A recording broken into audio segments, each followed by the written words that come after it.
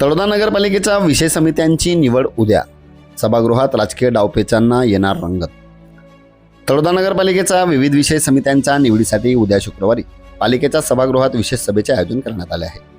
या सभेत विविध समित्यांचा सभापती कोण होणार याकडे नगरसेवकांसह संपूर्ण शहराचे लक्ष लागले आहे. सत्ताधारी व विरोधी गटांकडून जोरदार तयारी सुरू असून सभागृहात राजकीय डावपेचांना रंग चढण्याची शक्यता वर्तवली जात आहे.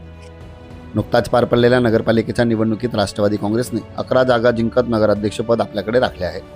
शिवसेना शिंदे गटाचे 6 नगरसेवक निवडून आले असून भाजपला 4 जागांवर समाधान मानावे लागले आहे.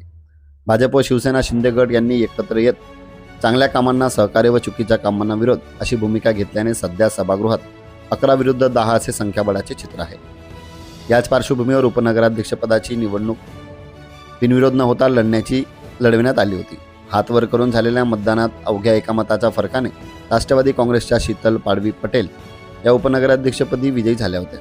उद्या होणाऱ्या विषय समित्यांच्या निवडीत बांधकाम समिती सभापती पदाकडे सर्वांचे लक्ष लागले आहे.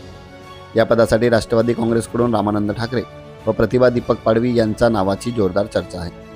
यासोबतच आरोग्य समिती, महिला व बाल विकास समिती आदींच्याही निवड होणार आहेत.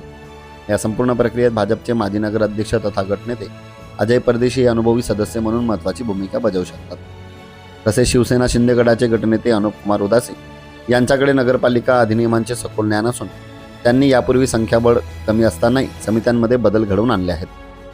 भाजपची सत्ता व संख्याबळ अधिक असतानाही बांधकाम समिती सभापतीपदी काँग्रेसचे हितेंद्र क्षत्रिय यांना बसवण्याचे राजकीय कसब त्यांनी दाखवले होते.